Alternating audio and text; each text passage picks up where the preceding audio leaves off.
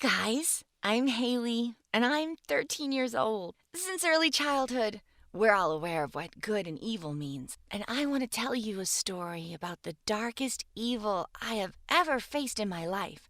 It all started after I had undergone heart surgery. I'd been waiting for that surgery since I was born, and it went pretty well, so it was actually a very happy moment for me and a fresh start. I definitely needed a calm space to recover in. So my parents suggested that I spend my summer break at my aunt's farmhouse. Her family lived in a small, quaint town in California. I was really looking forward to that visit, and I received a very warm welcome. My aunt is a nice woman who also has two children, Jemmy, who is my age, and little Luke. I thought we were going to have a lot of fun, but I wasn't that lucky. At first, everything was perfect. Everybody was so happy for me and tried to help and encourage me. My uncle was very busy at work, and my aunt spent a lot of time with Luke because he stuttered when he talked, and she had to take him to speech therapy almost every day. So I spent most of my time with Jemmy. My father used to say Jemmy was a golden child, his mother's first helper and his dad's right hand. And he has always been nice to me, too. So he showed me around the town and told me about his school. He was so self-confident and fearless. I admired him.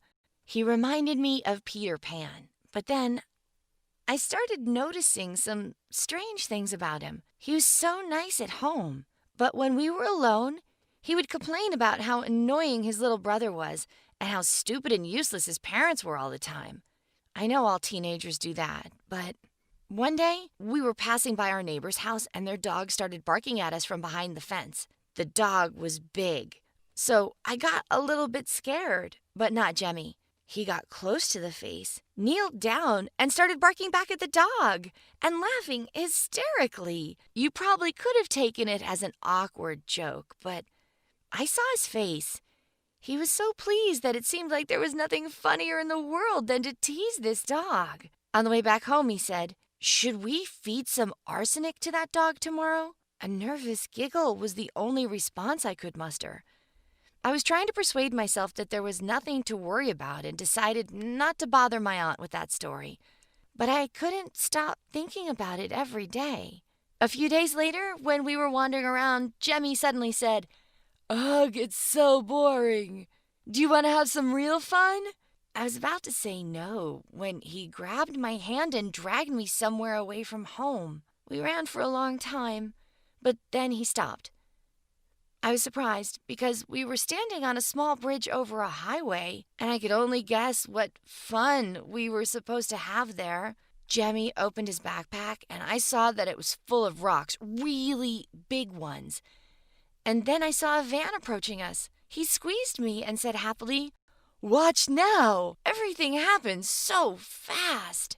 He threw one of his rocks, and it didn't miss the van. The rock hit the windshield of the car. The driver hit the brakes, and the car stopped. I heard a little baby cry. I was just standing there, frozen, with my mouth wide open, unable to say a word. And Jemmy was laughing his head off. But then he whispered to me, "Run!" I had no idea what I was doing. I was running, and I felt tears flowing down my face. Why didn't I do anything? It was like a horrible hypnosis. When we finally stopped, Jemmy asked me triumphantly, "How did you like the show?" The show? There were children in that car, and they were probably hurt and scared, and he was calling it a show. I told him he had gone absolutely crazy. I also said he had to tell his parents about what he had done, or otherwise I would do it. But he remained calm, smiled evilly, and coldly replied, "I didn't do it alone. You did it with me and didn't even try to stop me. Your mom and dad would love to hear that story." I was just stunned. From that moment, I had no doubt there was something completely wrong with Jemmy, and I had to do something. I couldn't find the courage to speak to my aunt. Even if I did, she would never believe me, because Jemmy turned out to be a perfect actor. He'd been playing the role of good son for years. So I started my own investigation. I had to find some proof of his deeds and expose him. but he was extremely careful. I followed my cousin's every step and noticed that he was spending 2 to 3 hours typing something on his laptop every night. I had to know what was on that laptop. It was my only chance, but I would never be able to do it without a password. I thought it all over. One of Jemmy's only normal interests was to make things with matches. He was very proud of them, and one of his masterpieces was a part of the living room decor. One evening, I waited till he started his daily typing, snuck into the living room, and smashed his project on the floor. Then I ducked out. It made so much noise that everybody woke up and went downstairs to see what had happened. Little Luke started crying. "Jemmy, your ship!" I was hiding behind the door and saw Jemmy run out of his room and run downstairs. I didn't have much time. A few seconds later, I was looking at his laptop screen. He was writing a story on his secret blog about the rock that he threw over the bridge.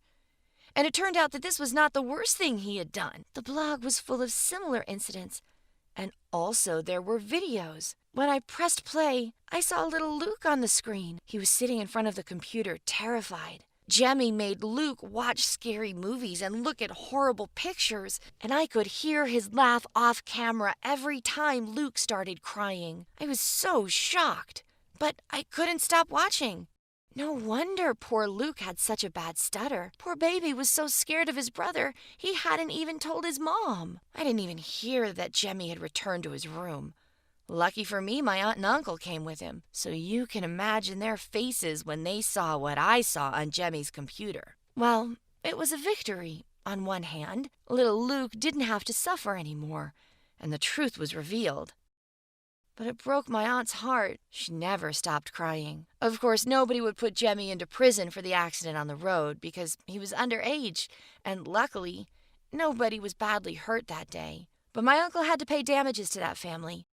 I left California with a heavy heart, and I still can't believe that this happened to my family. Have your friends or relatives ever done anything strange or scary? What did you do to stop them?